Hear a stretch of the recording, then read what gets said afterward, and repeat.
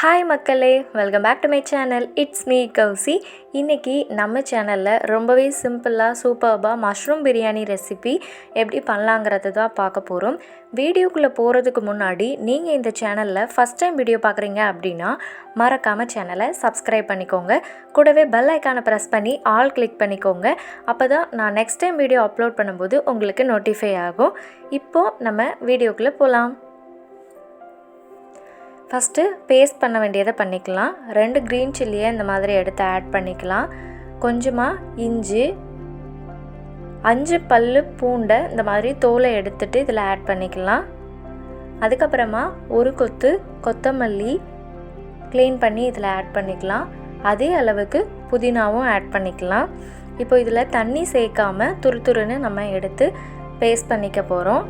So இப்போ பாருங்கள், இந்த கன்சிஸ்டன்சியில் இந்த பேஸ்ட் இருக்கணும். தண்ணி சேர்க்காமல் அரைச்சி எடுத்து வச்சுக்கோங்க. இப்போ நம்ம பிரியாணி பண்ண ஸ்டார்ட் பண்ணிடலாம். குக்கர் எடுத்துக்கோங்க. அதில் 4 டீஸ்பூன் அளவுக்கு ஆயில் ஆட் பண்ணிக்கலாம். ஸோ ஆயில் மீடியம் ஹீட்டில் இருக்கும்போதே நம்ம ஸ்பைசஸ் ஆட் பண்ணிக்கலாம். ஒரு பிரியாணி இலை பே லீவ் ஒன்று எடுத்து ஆட் பண்ணிக்கலாம். 1/2 டீஸ்பூன் அளவுக்கு கசகசா ஆட் பண்ணிக்க போகிறோம். ஒரு ஏலக்காய்,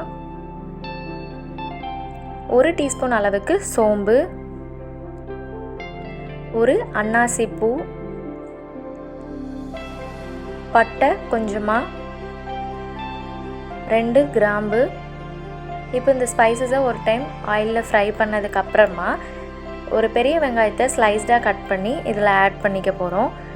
வெங்காயம் நல்லா வதங்கணும். அதாவது அது கண்ணாடி மாதிரி இருக்கும். ஆயிலில் பட்டதுக்கப்புறமா அதோட கண்ணாடியோட பதம் போய் அது ப்ரௌனிஷ் கலருக்கு நம்ம இது சேஞ்ச் ஆகி வரணும். கிளாஸி ஸ்ட்ரக்சரில் இருந்து ப்ரௌனிஷ் கலர் சேஞ்ச் ஆகிற வரைக்கும் நம்ம இதை குக் பண்ணி எடுத்துக்க போகிறோம். ஒரு 2 to 3 மினிட்ஸ் நம்ம ஆயிலில் அப்படியே விட்டோம் அப்படின்னாலே வெங்காயம் நல்லாவே நமக்கு ப்ரௌனிஷ் கலரில் சேஞ்ச் ஆகும். ஸோ இப்போ பாருங்கள், நல்லாவே சேஞ்ச் ஆகிடுச்சு. ஸோ இந்த டைமில் நம்ம பேஸ்ட்டு அரைச்சி எடுத்து வச்சுருக்கோம் இல்லையா, அதை இதில் ஆட் பண்ணிக்க போகிறோம்.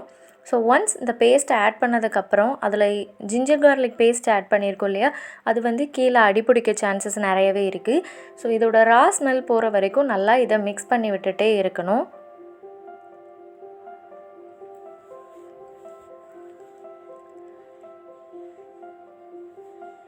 இதோட ரா ஸ்மெல் போனதுக்கு அப்புறமா ஒரு சின்ன தக்காளியை இந்த மாதிரி கட் பண்ணி இதில் ஆட் பண்ணிக்கலாம். தக்காளியோட ஜூஸ் எல்லாம் இறங்கி வர வரைக்கும் நம்ம வெயிட் பண்ணிக்கலாம்.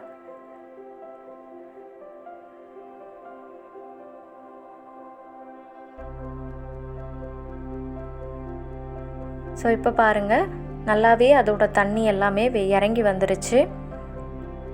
பிரியாணியை பொறுத்த வரைக்கும் தக்காளி கம்மியாக சேர்க்கணும், வெங்காயம் அதிகமாக சேர்க்கணும். அதுதான் கான்செப்ட். இப்போ மசாலா ஆட் பண்ணிக்கலாம். 1/2 டீஸ்பூன் அளவுக்கு சில்லி பவுடர், 1 டீஸ்பூன் அளவுக்கு கொரியாண்டர் பவுடர், மல்லித்தூள்,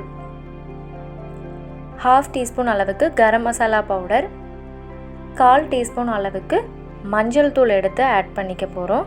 ஸோ இந்த மசாலாவோட ரா ஸ்மெல் போகிற வரைக்கும் நம்ம இதை மிக்ஸ் பண்ணி விட்டுட்டே இருக்கணும்.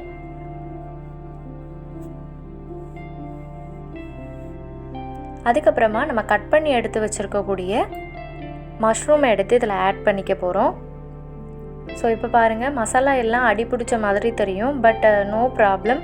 ஏன்னா மஷ்ரூமில் நிறைய வாட்டர் கண்டென்ட் இருக்கிறதுனால அதோட தண்ணி எல்லாம் இறங்கி அந்த கீழே இருக்கக்கூடிய மசாலா எல்லாமே மஷ்ரூமில் அப்சார்ப் ஆகிரும். நீங்கள் மஷ்ரூமை ஆட் பண்ணிவிட்டு மசாலா ஆட் பண்ணிங்க அப்படின்னா அதோட ஃப்ளேவர் அப்படியே இருக்காது. ஸோ மசாலாவோட ரா ஸ்மெல் போனதுக்கு அப்புறமா தான் மஷ்ரூமை ஆட் பண்ணணும். ஸோ இப்போ கூட நீங்கள் சால்ட் ஆட் பண்ணிக்கலாம். பட் நான் லாஸ்ட்டு தான் ஆட் பண்ணிக்க போகிறேன். ஸோ இங்கே பாருங்கள், மஷ்ரூமோட தண்ணி எல்லாம் இறங்கி இந்த மாதிரி வந்துருக்கு. தண்ணி எல்லாம் இறங்கினதுக்கு அப்புறமா தான் நம்ம ரைஸ் ஆட் பண்ணிக்க போகிறோம். ஸோ நல்லா மஷ்ரூமில் இருக்கக்கூடிய தண்ணி இறங்கினா தான் உங்களுக்கு பிரியாணியோட இது இருக்கும். ஸோ இப்போது இதில் 2 டீஸ்பூன் அளவுக்கு தயிர் ஆட் பண்ணிக்க போகிறோம். தயிரை ஆட் பண்ணதுக்கப்புறமா நல்லா ஒரு டைம் மிக்ஸ் பண்ணி விட்டுக்கோங்க. ஸோ பாருங்கள், நல்லா கொலன்னு வந்துருச்சு. ஃபஸ்ட்டு ரொம்ப ரஃப் அண்ட் டஃப்பாக இருந்துச்சு. ஸோ இதுதான் மஷ்ரூமில் இருந்து தண்ணி எல்லாம் இறங்கி வர வரைக்கும் ஒரு 3 மினிட்ஸ் ஆகும். ஸோ நல்லா அது வரைக்கும் வெயிட் பண்ணிவிட்டு ஒன்ஸ் அந்த இதுலேருந்து தண்ணி வெளியில் வர்றது ஸ்டாப் ஆனதுக்கப்புறமா நம்ம ஊற வச்சு எடுத்துக்கிட்ட அரிசியை ஆட் பண்ணிக்கலாம். நீங்கள் பாஸ்மதி ரைஸ் கூட ஆட் பண்ணிக்கலாம். நான் வீக்லி ஒன்ஸ் இந்த ரெசிபி பண்ணுறதுனால நான் நார்மல் ரைஸ்லேயே பண்ணிப்பேன். ஸோ நார்மல் ரைஸை ஊற வைக்கிறப்போ ஒரு ஹாஃப் லெமன் எடுத்து ஸ்க்யூஸ் பண்ணி விட்டு வச்சோம் அப்படின்னா நல்லா ஃப்ளஃபியாக நீளமாக இருக்கும். ஸோ பார்க்குறதுக்கே வந்து ரொம்ப சூப்பர்பாக இருக்கும். ஸோ அதனால தான் இப்போ இதை மஷ்ரூம் கூட நல்லா மிக்ஸ் பண்ணி விட்டுக்கலாம்.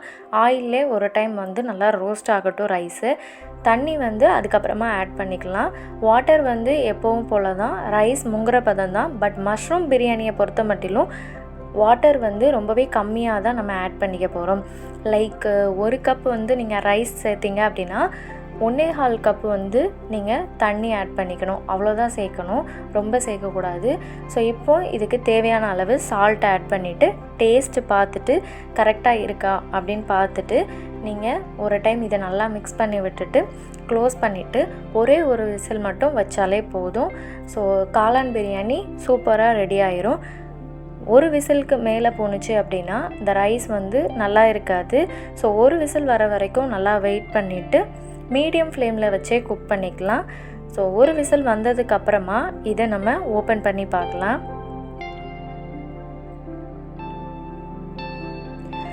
ரொம்பவே சூப்பராக இந்த மஷ்ரூம் பிரியாணி ரெடி ஆகிடுச்சு. ரொம்ப சிம்பிளான ரெசிபி தான், ஈஸியாக பண்ணக்கூடிய ரெசிபி தான். வீக்லி ஒன்ஸ் உங்கள் மெனுவில் நீங்கள் ஆட் பண்ணக்கூடிய ஒரு ரெசிபியாக சேஞ்ச் ஆகிரும். இந்த மசாலா எல்லாம் தனித்தனியாக ஆட் பண்ண முடியாதவங்க பிரியாணி மசாலா வச்சுருந்திங்கன்னா அதை வச்சு கூட பண்ணலாம். 1/2 டீஸ்பூன் அளவுக்கு சில்லி பவுடர் ஆட் பண்ணிவிட்டு 2 டீஸ்பூன் பிரியாணி மசாலா ஆட் பண்ணிங்கன்னா சிம்பிளாக இந்த பிரியாணி ரெடி ஆகிடும். மற்றபடி இந்த மசாலா எல்லாம் இருக்கிறவங்க அப்படியே பண்ணலாம். இந்த ரெசிபி உங்களுக்கு ரொம்ப பிடிச்சிருக்குன்னு நான் நம்புகிறேன். மறக்காமல் இதை ட்ரை பண்ணிவிட்டு உங்களோட ஃபீட்பேக்கை கமெண்ட்டில் ஷேர் பண்ணுங்கள், சரியா? So don't forget to like, comment, share and subscribe to It's Me Cozy channel. Thanks for watching.